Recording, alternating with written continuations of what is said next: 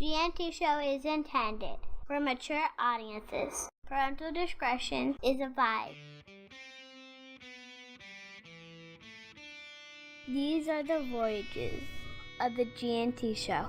Our continuing mission to explore Star Trek storytelling, to seek out new worlds and interesting characters, to Boliga, where no show has gone before.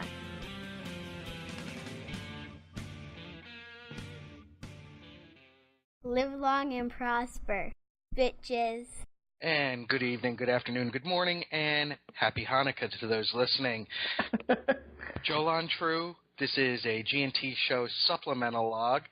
I, of course, your host, Gettysburg 7, along with your host, the lovely, the talented, the Jeffries tube not fitting into Terry Lynn Shaw. That's exactly right. Good evening, everyone. Of course, with us, our producer, Ceridium, the Klingon. Kapla! Disgusting. And our own Cogley herself, Jesfa. Hello, everybody. And it's not quite Hanukkah yet. No, I know. It's just I tried to think of something. But you know what? Enough tomfoolery. Enough of this palaver. Let's get this show on the road. Hell yeah. I don't even need to introduce our guests' credits. If you're listening to this show and you don't know the name Okuda, then just stop, look it up, smack yourself in the face, and then rejoin us. Mr. Okuda, sir, it's a pleasure to have you with us. Hi. It's great to be here, and Denise is here as well. Hello. Denise is here too. Hello, Hi, ma'am. Denise. Welcome. Hi. We are so excited to have you with us, and we're very excited to be able to talk not just about your previous work in and around the Star Trek universe, but also to really kind of talk about the amazing new Star Trek encyclopedia that is sitting on my desk. It's so pretty. It's on my Christmas wish list. It's me, isn't it? You must have a strong desk, otherwise it might be in danger of collapse. I am lucky in that regard. It does. It weighs just under 11.5 pounds, people. Holy cow. It's a book. It's 2 volumes of Amazeballs. Now that's a book. It's actually 2 books. Yeah, I don't know if you actually opened it up, but there's 2 volumes in there. Yeah, it is. It's 2 volumes. It comes in a beautiful and actually very sturdy, which I was very appreciative of, trust me, a very sturdy case, kind of a book binder type thing. Gonna need a bigger desk. You can hear it. It's like made out of sturdy card style. I don't even want to call it cardboard. Terry. What? I'm pretty sure they know what the book is. Oh, I'm telling our listeners. Oh, okay. Who? You know, those people that actually listen to us. So, There's a few out there. My mom doesn't count. So yeah, our listeners may not know, but it is out. You can actually purchase this book from your favorite booksellers. Well, this is such a pleasure. Now, sir, I know you don't remember it, but a couple of years ago you came by our booth at STLV and sat down with us for about 5 minutes, and then Terry had to go lay down for a nap afterwards. She was so excited. But you have become, both of you have, historians of Trek is the words I would use. How did this all start? Well, first of all, I have to say I do remember stopping by your booth at Las Vegas Con. Denise had just gone up to the room to rest a little bit. I stopped by and I got snagged, but I was really impressed that you guys actually really knew the stuff. We do a fair bit of publicity for the books, and it's always great when you're talking to Star Trek fans because they actually know it, they actually get it. Yeah, it's actually very refreshing as well because, like Michael said, we've done a fair amount of publicity, and when you talk to someone that's kind of mainstream that just, you know. What's your favorite episode? Yeah, it we try to be enthusiastic and so forth and so on, but it's kind of like, okay, yeah, you guys don't really get it, but. So when we're among family that get it, it's always a thrill. And meanwhile, we're like, okay, in Deep Space Nine, this console had this, but in the next episode... Well, we know where to go look it up. Right on. Terry, I know you want to start, so go ahead. Well, I was just going to say, I really want to kind of just start off briefly regarding the new encyclopedia. It is a resource for the fan And I have to say, I appreciated the first encyclopedia very, very much. When my fandom was reborn in 2007, I gobbled every amount of data and information that I could because I was really a TNG fan, and I didn't know a whole lot about the other series. I didn't watch DS9 all the way through. I hadn't watched Voyager. Enterprise had already just ended, and I really didn't watch that. But TNG was my first love. So when I got the encyclopedia as a gift from my husband, I'm not kidding, I actually kind of perused it for months. I read everything. And it really helped me kind of get interested in other forms of Star Trek. All I can say is the new version of this book, the new version of the encyclopedia, is unbelievable. It is packed with a lot of information that I think will actually be of benefit to the new fans who, like me in 2007, will be able to come through and just kind of, take it in at their leisure, and then find those other things about Star Trek that they may not know about yet. So, congratulations! It's a stunning piece of work. Thank you. One of the interesting things is, on one hand, you do write it because you want it to be a reference resource. You want it to be something you can look stuff up. But the secondary, and frankly, it's not secondary, frankly, the more important thing is you want someone who likes Star Trek, who loves Star Trek, to be able to sit back and kind of thumb through it and look up Jolan True or Cardassians. And on your way you find, I remember that episode. Who was the guy who... And then you look that person up, and then you see a picture of that ship, and you go, oh, I remember that episode. And it becomes this wacky way of exploring Star Trek. And the book was really designed to enhance that, to allow that, to encourage that. And that's awesome. Frankly, that's a lot of people tell us that's how they use the book. Go ahead, sir. With all the knowledge that you have gathered over the years and doing everything you've done, what was maybe the most surprising thing that both of you discovered during the course of doing this book? We had stepped away from the encyclopedia for quite a few years. Yeah, 1999 is the last time it was published. So that's quite a few years. Mm-hmm. So we frankly had to come back up to speed, and we had to rewatch a lot of DS9, a lot of Voyager. We had to rewatch all of Enterprise plus all the movies. And it sounds a little cliched, but we were just amazed and delighted at how rich the universe had become, how much new stuff had happened, and yet how well it hung together. It's not that it hung together perfectly. It's not that there weren't mistakes. It's not that everything made sense. But by and large, it did.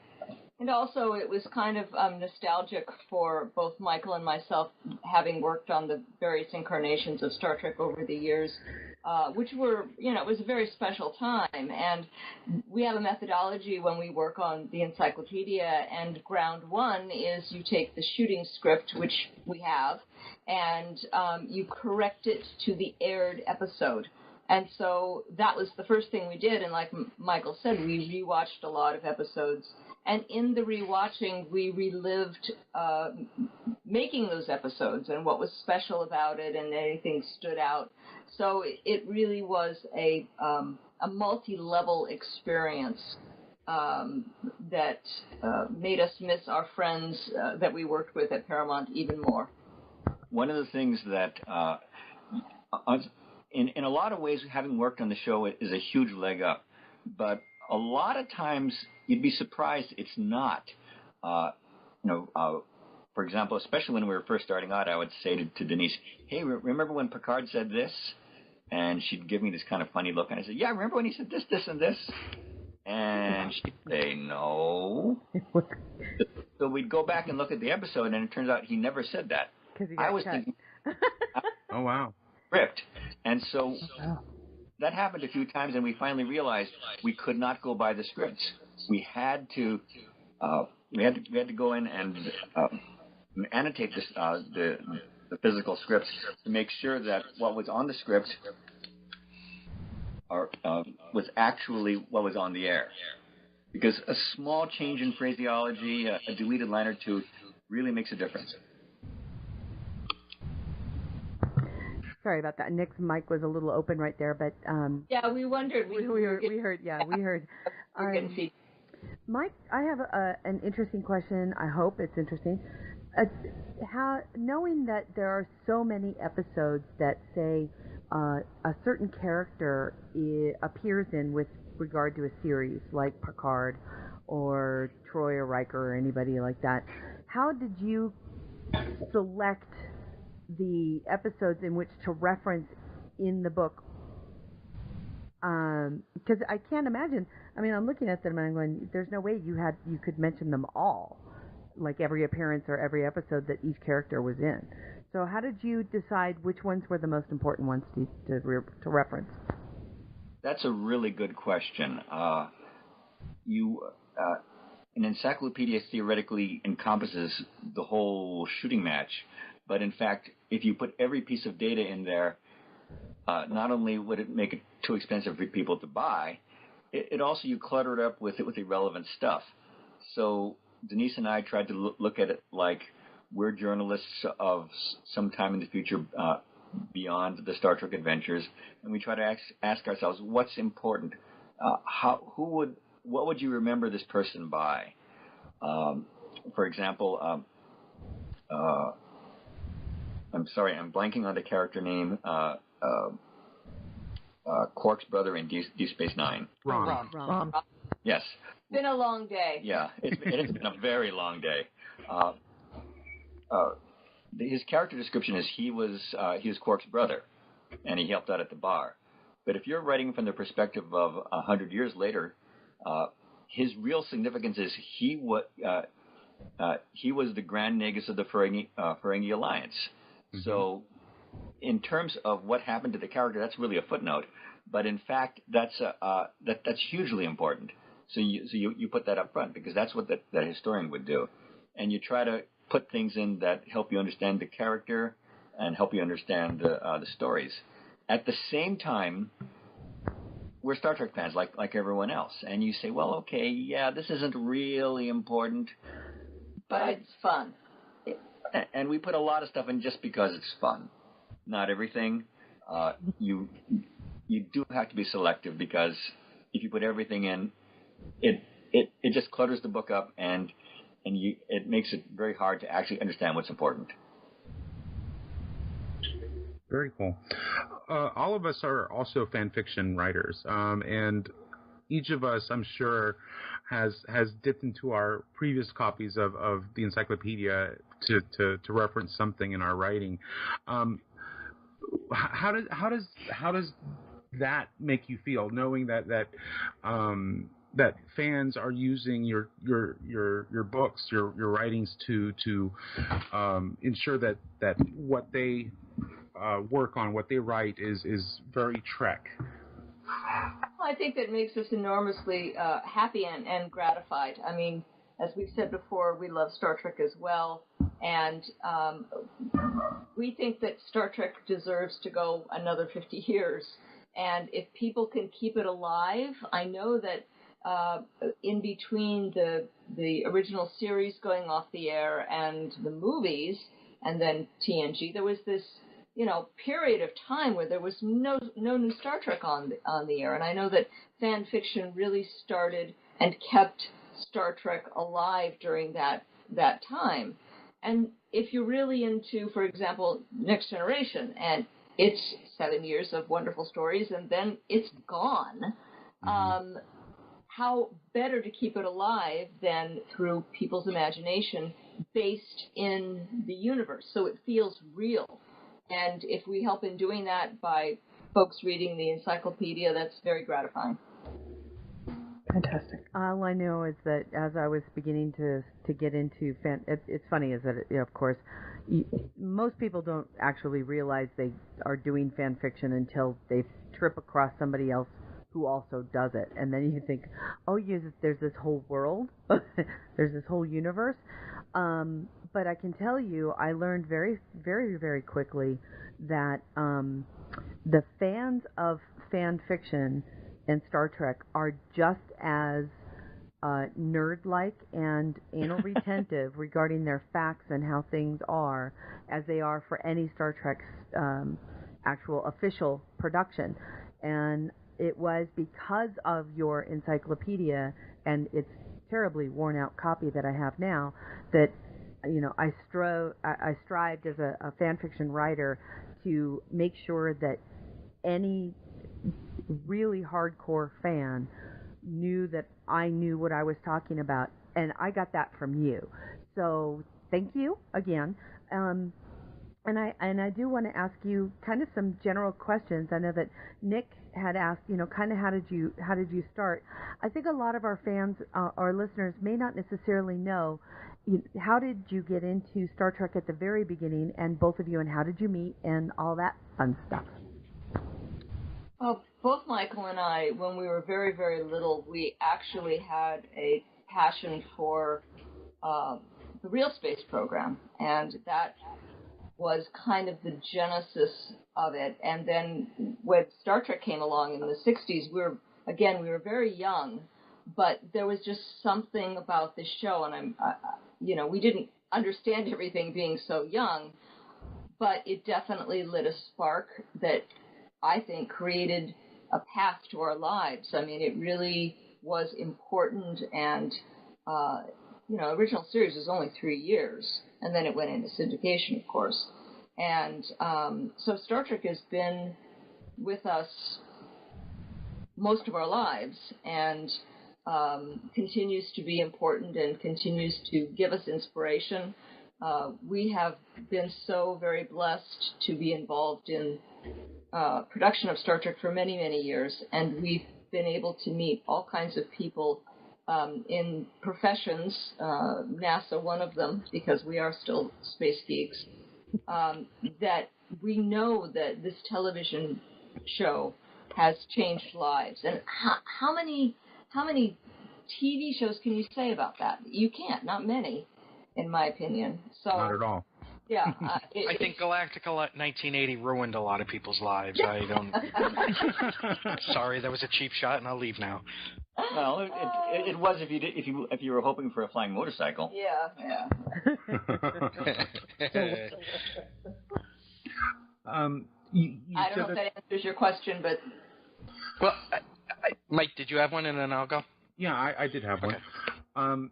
You had mentioned that the last revision was released in 99. correct. How long did it actually take you to write this latest revision to the encyclopedia? This project took us a full year working full time, about another full year of both of us working part time, and then off and on for the next 6 months or so while we during the final layout and printing stage. So really 2 solid years. I always say, when somebody asks me that, I say 2 years. I mean, the research process of it and so forth took a good solid, and working full time. And when we wrote the other books, we were working at Paramount, and so we did it on the weekends and in the evenings. But because we weren't working full time, we were able to concentrate, and we really knew we needed to. I mean, when we finally decided, when they decided that they were going to go ahead and do an updated encyclopedia, both Mike knew how much work it was, and we knew what kind of a commitment it would take. And so we did work on it pretty much full time for a year, and then other projects came along, and Michael worked on the feature film Sully toward the end. And oh, cool. I had to basically take over because he was hip deep in that feature film. And so... But when we say full-time, what we mean full-time is 7 days a week. 7 days a week, a lot more than 8 hours. So yeah. When we say part-time, it's probably only 40 hours a week. Yeah.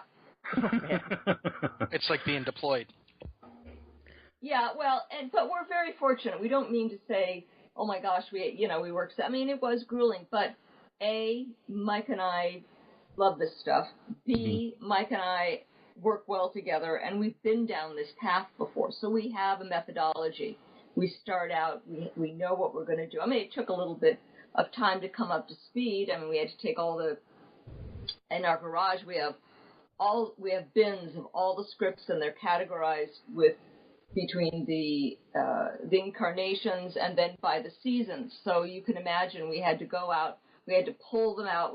They were all over our house, and had to live like that for that duration. We understood that this was a huge commitment. So when we were approached, we quickly did we did a very quick calculation, and we said, basically it can't be done, because they had a proposed start date and then a proposed deadline, which is pretty much set in stone. So what we actually did is, during the discussions about while they're deciding, well, should we do it, should we not? Because the publisher, of course, has to do a lot of internal calculations before they commit to doing a book, and that actually took quite a large number of months to do. During that period of time, Denise and I already started on the book before we had a contract, before we signed anything. Don't tell them. You shouldn't do that, you know. It took a month just to pull together and organize the scripts. It took 2 or 3 months to take the text of the 1997 edition and the 1999 addendum and merge it together and find a bunch of mistakes and correct a bunch of things. And then you're off to the races. Then you have to it's a surprisingly time-consuming thing. You have to correct all the scripts to air. And our calculation was we didn't have time to do that. And we told our friends at CBS Consumer Products, I'm sorry, we just don't see how this can be done. And John Van Sitters, who's VP of Product Development, and Marianne Cordray, who is an archivist there, they both said, we'll do it. So they took home our bins of scripts and they corrected them to air. And not all of them, but a lot of them. Enough so that it made the timetable doable, because otherwise we just didn't have the time. I mean, 2 years we just didn't have the time. It was going to take longer than that. So they really jumped up and went to bat for it, and so we're very grateful. That's awesome. That is totally cool. Nick, now, you had a quick follow-up. Yeah, one of the hallmarks of our show for Star Trek podcasts is we kind of like to consider it a hang. And a question that I asked Doug Drexler and his wife in Vegas, and we also asked Terry Erdman and Paula Block, you two have been together for a long time. What's the secret? We love and respect each other. Also, Denise is very, very tolerant. That's wonderful. I guess, yeah. I mean, it's I don't know.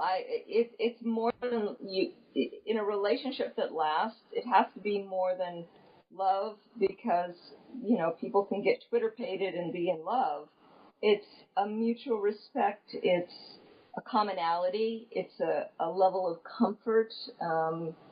It's you share the same values and goals, and the people that you spoke to are friends of ours, and they're fortunate as well to have found someone to share their lives with that they're on the same wavelength. Four of the coolest people we know, by the way. Yeah. Terry and I still laugh about our Doug Drexler interview, because let's just say that we were, after a half an hour, we said, okay, we know your time's precious, and we then, about 45 minutes later, we're saying, thank you very much, sir. This has been wonderful.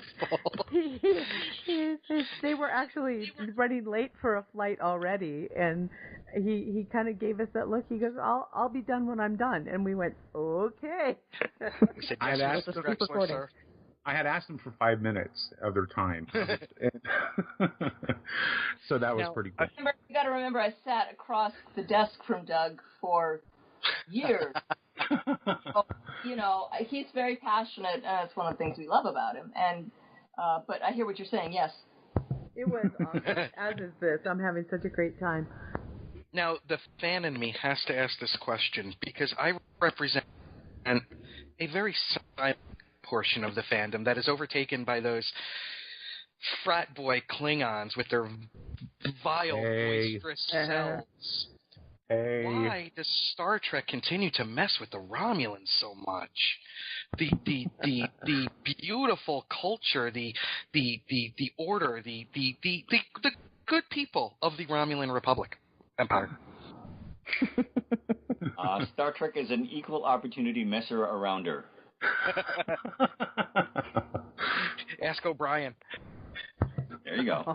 Oh, right on. Terry, do you have any questions? I was just gonna. I don't want to step on anybody, but I was just going to ask. Prior to, I mean, you guys have been working so very hard, and I know that are either one of you working with Discovery now and providing any support in that regard? Sadly, no. At the very beginning, we were in talks, but it turned out because it's being shot in Toronto, the logistics were and the money just couldn't be worked out. Yeah, when you shoot in another country, it's done for tax reasons, and logically and understandably, the folks that are putting up the money want to hire the citizens of that country. So mostly, and we deal with this a lot, there's a lot of science fiction being done in Canada, in Vancouver, and so forth and so on. Mm-hmm. And some people do. Doug has worked, and he worked on the latest Galactica. But that's pretty rare. I mean, producers and above the line. But if, you've got folks in the art department, that is a little more unusual. We had a very good interview, very positive. In fact, we were thinking about, when we go to Toronto, are we going to, take the dogs? I mean, it was quite a thing, but then the producers decided that they wanted to hire a company in Canada, and we suddenly realized that we didn't want to leave our home. So I can imagine. Yeah, I think it probably turned out for the best, although, again, we love Star Trek. We want it to be good. We would have loved to have been there. But now we get to do something that's kind of unique and unusual for us, which is to watch it without knowing what's going to happen. And we don't want to know. We don't know. As fans. Yeah, we don't want to know what's going to happen. We want to watch it as fans, and we hope it's good. Right on. Janet, do you have a question? No, I'm just busy fangirling here, sorry. How long has it been for you since you've been able to do that as fans when a new Trek is coming out? Like with the last 3 movies, was it the same, or were you involved with those in? Well, the movies were kind of different, that I won't go into great detail about. But it was feature films and television are very different creatures, and we've worked on both. So it was kind of a different gestalt. And you also have to realize that when the franchise was taken up by a different group of people, they wanted to make that their own, which is completely understandable. Speaking of the Abrams films, they were specifically tasked with refreshing Star Trek, making it look very different from what it was before. So we absolutely understand and respect that. But getting back to Discovery very, very briefly, speaking with the production designer Mark Worthington and the art director Todd Chernowski, these are enormously talented people. We are very impressed. They have amazing credits, and we got a brief peek at what some of the things they're doing, and we're very excited to see the show. Well, that gives me a heck of a lot of hope. Not that I had none to begin with. Trust me, I was very excited about the whole when it was announced, and I actually wasn't even all that heartbroken when they announced the delay, just because I think there isn't a Star Trek fan out there who doesn't want it to be as good as it can be. So we'll be patient, sort of. More or less. Well, we are Trekkies after all. Well, especially a pilot episode, it's always a desperate scramble to try to get as much as possibly can done by shooting. And we have been in positions where we would have killed to have another week. Are coming. So if they pushed the schedule, there was a good reason. There was a good reason. Good to know. Terry, I have the questions. I have one more question before we get to those, if you don't mind. The way that the encyclopedia is currently laid out in volumes, it kind of lends itself to possible future expansion. Do you foresee a volume 3 coming down the line, and a few? Mike, can you let them rest? Well, we actually didn't rest. We went directly into a project called the Roddenberry Vault, which we are very I forgot entirely excited about.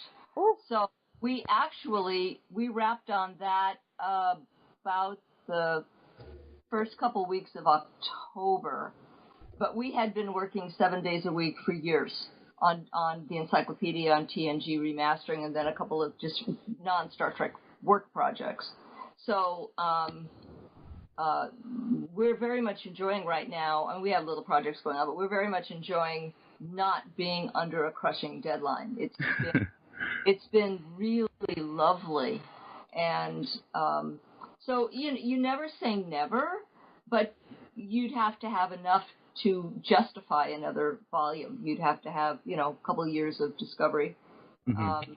And so, Yeah, one of the things is the reason why it was so many years between the 1999 supplement and the 2016 edition is that the book industry has changed so dramatically in the past couple of decades. And publishers can't afford to do this kind of book anymore. So when HarperCollins stepped up to the plate and said, we want to do this, not only do we want to do this, we want to give this first-class treatment. We want it to be a 2-volume hardcover set. Actually, it was originally a 1-volume set, and we kept saying, well, you need this, you need this, you need this. We're going to add this many words. We're going to have this many additional pictures. We want to put these new features in. And the page count kept going up and up and up, and finally they said, okay, we don't want you to cut that stuff. We'll give you a 2nd volume. So nice. They absolutely stepped up to the plate. They are taking a pretty substantial risk doing this. So we're hoping it makes money for them, because when things make money, then they'll want to do more things. Well, I can tell everybody and our listeners again, it's an extraordinary set. It is a first-class treatment. The paper quality is beautiful. The print is beautiful, and even the layout. Even what Mike was saying about the layout. Every letter has its own color code. It's just easy. It's actually quite, for as big as it is and as heavy as it is, it's very easy to use. So I think anybody who wants to, get their hands on not just a collector's item, but a useful collector's item, please go out and get it, because it's really, really nice. Is it as heavy as the restraining orders Kipley has against me? Nothing is that heavy, honey. Okay. Kipley Brown from Star Trek Continues is a friend of the show, and we joke that she is. Anyway, I'm stupid. We have... we know Kipley. Hi. We have what we call our James Lipton questions. Usually we start out with the first couple and people are okay answering, and then by the end they're cursing regretting us. But yes, they're regretting. Well, we start out very easy, and this one may actually be hard. Well, maybe not. What's your favorite Trek series? Oh, that's easy. The original series. The original series. Okay. If you could be any species in Trek other than human, what species would you be? I love the silence. That's a tough one. I have no idea. I like being human.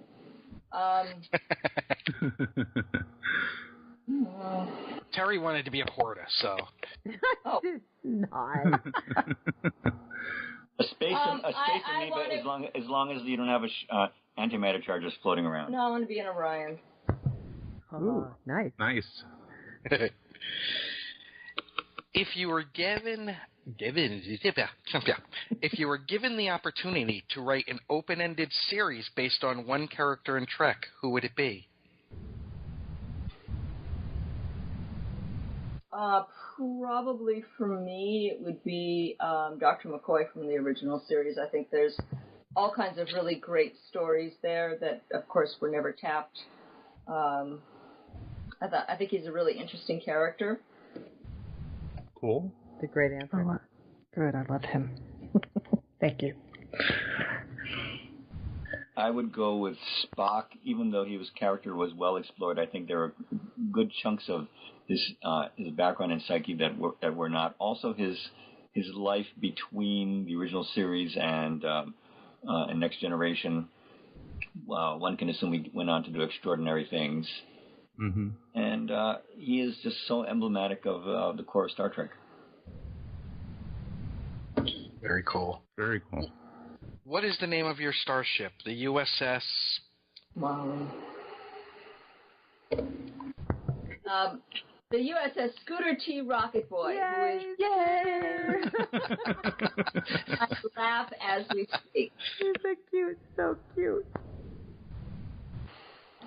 You're going to be the USS Amber J. Astro Girl. Yeah, that'll be mine. Dogs and Right their... on. Yeah.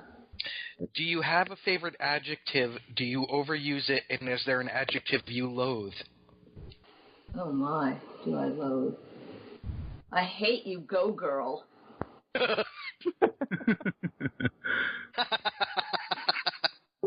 And I probably say okay a lot just because that's a word you use, your release word in training dogs. When you're done with your and you say okay. Yeah, I can see that. No clicker? I don't have anything useful. If you could choose anyone from Star Trek, any series, who'd be your bridge crew? Original series. Yeah, we're boring. Purists. Yeah, that's right. That's exactly what that is. That's pure. That's great. I have a theory that the Star Trek you were watching when you were 11 years old is the one you love. Right on.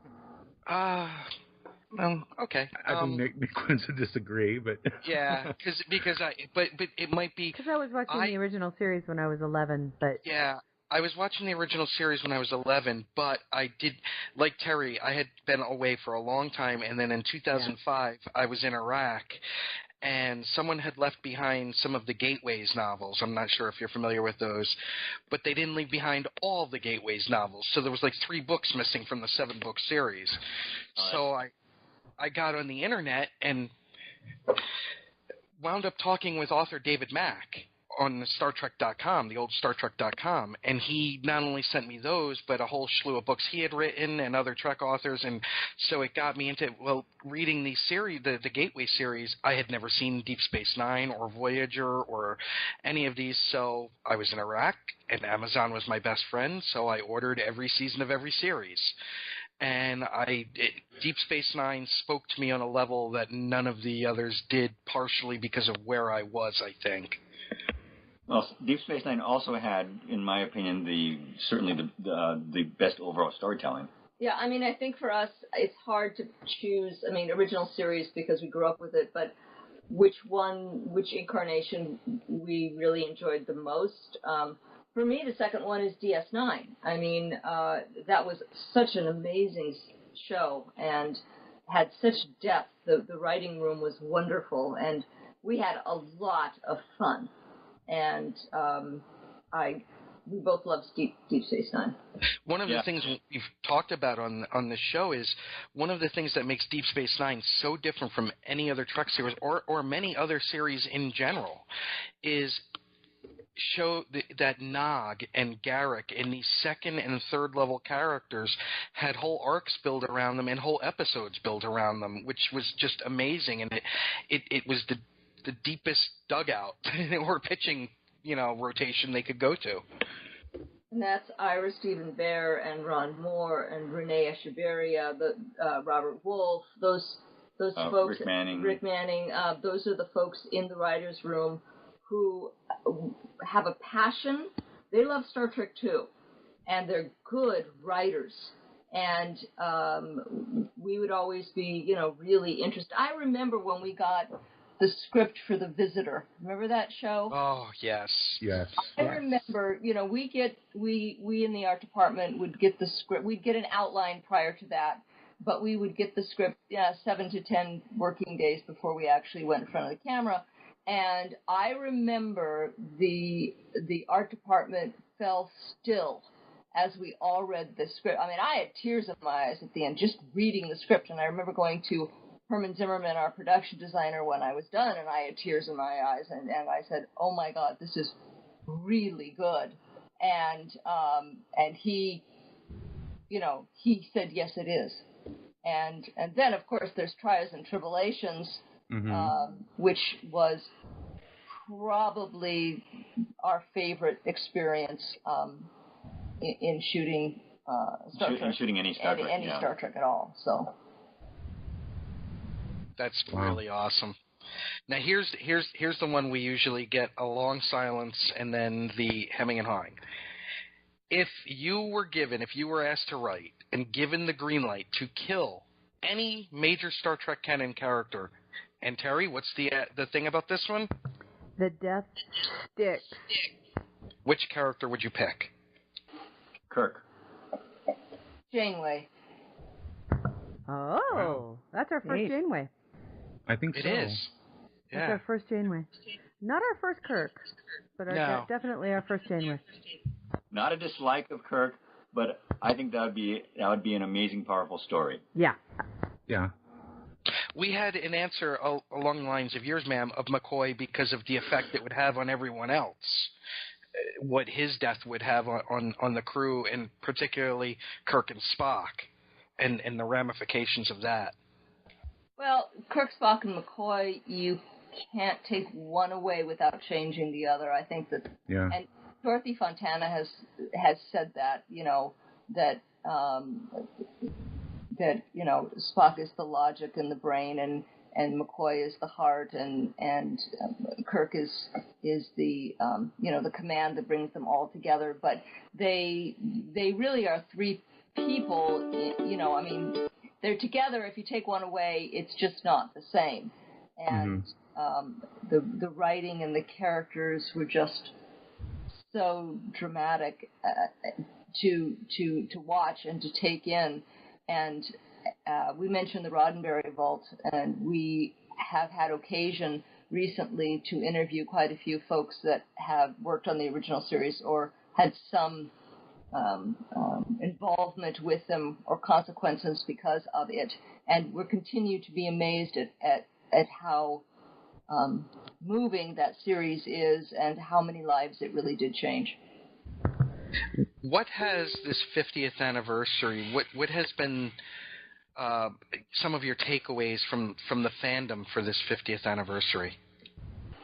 Just overwhelmed that Gene Roddenberry's creation that has been part of our lives for so many years, just the realization that it's touched so many people and that it continues to inspire people. And I think also that the philosophy that Gene Roddenberry has set forth in Star Trek, it's a hope for the future, and it's an optimism for the future, and we should be kind to each other. And I think both Mike and I, especially this week, have held on to that because these have been difficult times, and they will continue to be difficult times. And we just have to remember that we need to be nice to each other and be hopeful for the future, and that we're all, the human family. And I think that sometimes people forget that out in the real world. Thank you. That's very well said. Definitely. Not to kind of change the subject from such an incredible sentiment, but I really do want to make sure that before the interview ends that we actually tell our listeners a little bit about the Roddenberry Vault project that you have been working on and just finished working on. It was announced while we were at Star Trek Las Vegas, at least that's when we first heard about it.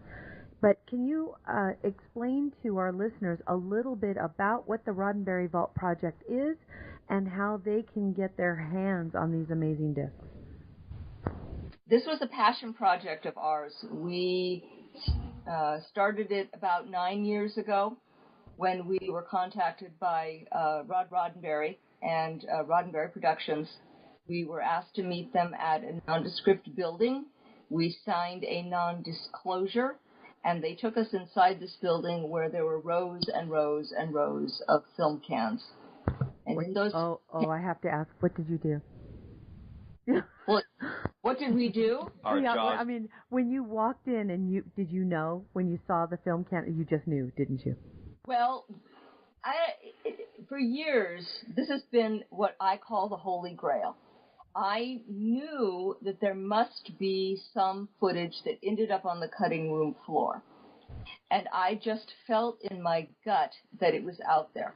And I would ask collectors, have you ever heard of this, blah, blah, blah, blah. Nobody really came forth. I mean, we've seen photos. We've seen photos of some missing scenes, specifically of the end of Operation Annihilate when Peter Kirk comes on the bridge. And so we know that these scenes have been shot. They just didn't make it into the final cut. So when we saw these cans, but they're not full reels. You open a can and there's rolls of film that could be, very small to maybe one that's going to be a minute. You don't know, but this journey continued, and it wasn't until because this is all film. It's not been converted to video. There's really no way to watch it except for a moviola. And so it wasn't until CBS stepped up to the plate and partnered with Roddenberry Entertainment that all of this footage was transferred to videotape. And not only did they transfer the film to digital, but they also transferred the soundtracks and synced up the sound because in the old days the soundtrack and the picture were on separate reels. So you might have a soundtrack that's on this roll and the picture is in that roll, and so it was a huge amount of work for CBS to put all this together. And money. It was to put it all together, and they were as intrigued about this as we were. Wow. So Mike and I were hired to go through all this material, and we spent 3 years. They would send us a DVD, and we would go through. We've got this huge binder. We created a spreadsheet that has, the ins and outs of the footage, where it was, it's significant, how we rated, who's in it. And that took us 3 years. And then after that was done, then we had to kind of figure out how to present it. And the way that it was decided that we would go ahead and do this is we went through and picked 12 episodes that represented some of the best stuff that was in the footage. And were good episodes. And were good episodes. And we used those 12 episodes kind of as a springboard. We looked for folks to interview. So there's documentaries that kind of weave together this footage with interviews, and we're really, really, really excited about fans seeing this. We've been wanting to share this for years. Yes, CBS also brought in our good friend Roger Lay Jr., who's an amazing filmmaker. I don't know if you've seen the documentary pieces that go along with all of the Star Trek: The Next Generation Blu-ray releases. Oh yeah. Or with the we're getting echo again, or the Enterprise Blu-rays, or that huge Star Trek mega set that just came out from Paramount. From Paramount, we worked on a 5-part, 2.5-hour documentary for that one. Wow. Anyway, they brought Roger in because we knew that simply seeing the footage, it lacked the significance. So what Roger has done is he's taken all these interviews and he's crafted them together to tell stories about the episodes, to tell to get the recollections of people like Bill Shatner, Dorothy Fontana, David Gerrold. One of the most fascinating people we talked to is the director of what we think is one of the best episodes of the show, Metamorphosis. Yes, Ralph Staninsky is 92 years old. He worked on a couple of original series episodes. He worked on 6 of the original series episodes. Metamorphosis is my favorite episode. And so we wanted to talk to him. We really, really wanted to talk to him. He's 92 years old. We thought, okay, well, 50 years ago or 49 years ago, he may not remember very much. So we flew up to his location and interviewed him, and he was sharp as a tack. It was amazing. Awesome. So interviewed Eleanor Donahue, who played Nancy Hedford. Mm-hmm. Yes, wonderful. And again, wonderful, wonderful stuff. The other thing that this footage gives you is it gives you what I call the fly on the wall aspect. It's like you're standing behind the camera. You see the actors setting up. You see the camera assist go in with slate, and you start the episode. It's really like you're there, and it's amazing. Yeah, those are just moments here and there. The moment before the director calls action, the moment after the director calls action. But in those moments, you get a glimpse when they might break character, or where the effects guy comes in and places the tribbles on the table, or whatever it is. Wow. Yeah, and the thing is, I mean, there are a couple of missing deleted scenes, and we've included some, but most of the footage were snippets. They were, they could be a minute, they could be shorter, but we have tried, and it was like a puzzle, and we worked really, really hard to create context. So maybe if you're not that familiar with the original series, we'll give you context, or the people we're interviewing will give you context. And there's deleted dialogue from Space Seed between Marla and Khan that nobody's ever seen before. And again, the Peter Kirk scene at the end of boy, that we came off the couch seeing that the first time, didn't we, Mike? Yeah, and there are also a lot of times when, and these are kind of Easter eggs in the project. There'll be times when, for example, say Bill Shatner or Dorothy Fontana is talking about something, and sometimes we'll cut to the episode just to remind you what he's talking about. But sometimes we'll use some of the Roddenberry Vault footage, and a lot of you might look at it and go, well, that's was in the episode. But if you're actually really familiar with the episode, you might go, wait, now it's a different take. He didn't put it down there, or he sat down first in the episode, or he stared at her for a little longer. And it's one of those things. If you're just a casual viewer, you're going to be interested in the interview. But if you're a hardcore if you really Trek know fan, this stuff, you are going to be blown away, because we were blown away. Wow. Again, I think it's going to be released December 3rd? 13th. 13th, right. 13th. And we've been to, and we at the 50th anniversary creation convention, we put on a panel and we showed some of the footage and the documentaries. If any of your listeners are going to be at the Star Trek convention in San Francisco, we're going to be attending there, and then LostCon down here in Los Angeles on the 26th of November, and we will be showing footage like we did at the 50th anniversary. If anybody's in those areas and they're interested, we're going to be there. Please come by. Please come by. Very, very cool. Well, for all of our listeners, it is a 3-disc set. It will feature 12, is my understanding? Well, yes. 12 episodes. And you can purchase it or pre-order it now at Amazon. And if you would be so kind as to, we still have the Amazon link, right, Mikey? Yes. So you can use the link that's on our website. It actually helps support our show. And you can pre-order it on Amazon right now for $50.99. Which is a pretty good discount. Yeah. That's why I like Amazon. Holidays are coming. We do too. Also on my wish list. Well, it's I don't want to be too effusive, but I have a really hard time not being, because this is amazing. If you know the show, if you love the show, just having something that's just a different take, or there's one extra line, you go, wow. This is stuff that this is stuff you haven't seen before. This is stuff that was filmed, almost 50 years ago. And it's like opening this treasure chest. I call it the Holy Grail. It's like... It is.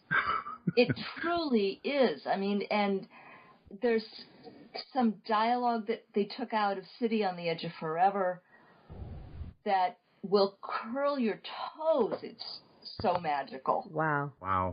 Wonderful. Not to oversell it or anything. I'm sorry. Well, I was already sold, but I'm just saying that, it's an amazing project, and you're getting a glimpse, like you were describing earlier, of what it's like to be behind the camera almost, to be a fly on the wall, to see how it could have been if they had made different decisions, almost. It's very interesting. Some of it we have an alternate take, and if you know the show really well, you can hear the dialogue difference. You can hear the inflections that are different. And Michael and I know the show really well. We've been living with it for a long time, and we would listen to, when we first got the DVDs for the very first time, we would just play through them before taking notes, and that was really special too. A different take. There, we asked Dorothy Fontana, why did this stuff get cut? Because some of the scenes you go, okay, yeah, I can see why they cut that. But there were a couple of scenes that, the scene that Denise was telling you about, City on the Edge of Forever, you go, oh my God, why did they cut that? Yeah. And it's almost always for time. Yeah.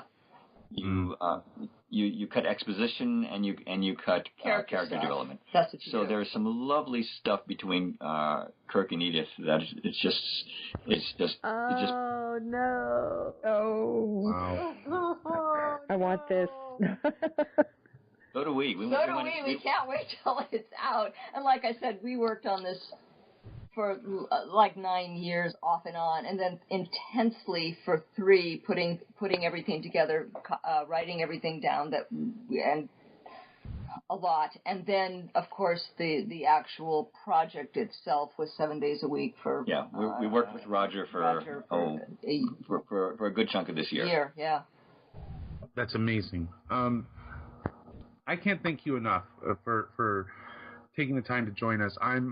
We're all huge fans. We're all fanboying and fangirling, and I'm just very honored. Klingon. Thank you. All right, Klingon. I know, big Klingon, big softy. We love him. Well, we really enjoy speaking with other fans, and so it's been delightful for us. Please, we'd love to talk to you again when the Roddenberry Vault comes up, because then we could actually talk about what you've seen, and we are very, very much looking forward to sharing this celebration with other Star Trek fans.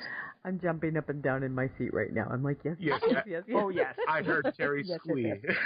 That was that high-pitched sound that got my dog's ears perking up. It's true. We want to thank you. Go ahead. We skipped a lot too, but it was before we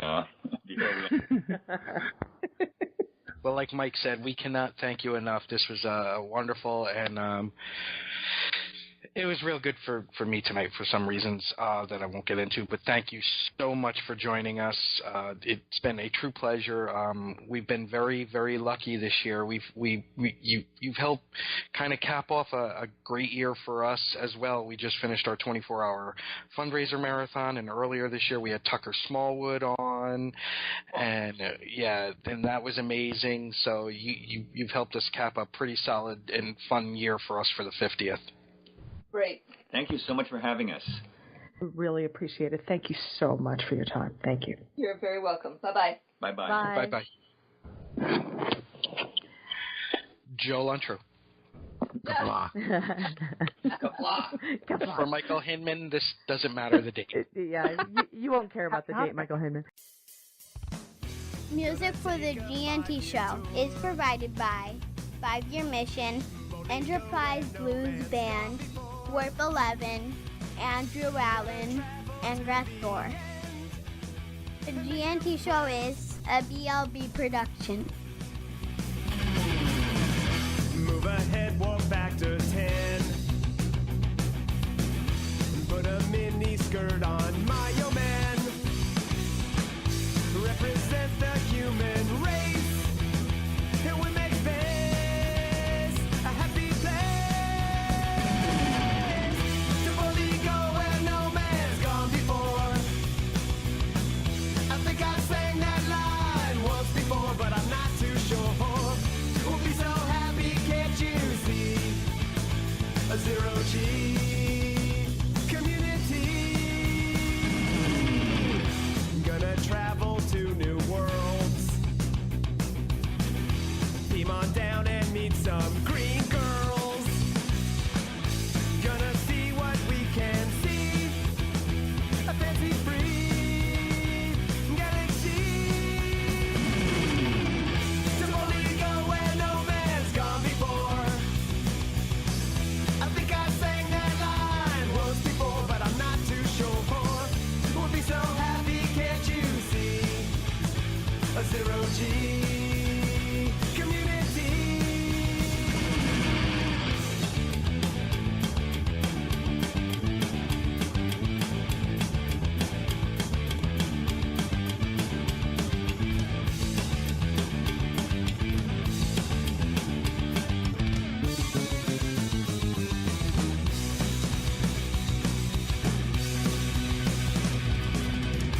Come and take a tour with me.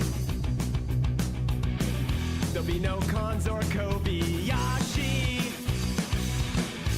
Gonna travel to the end and make new friends with aliens.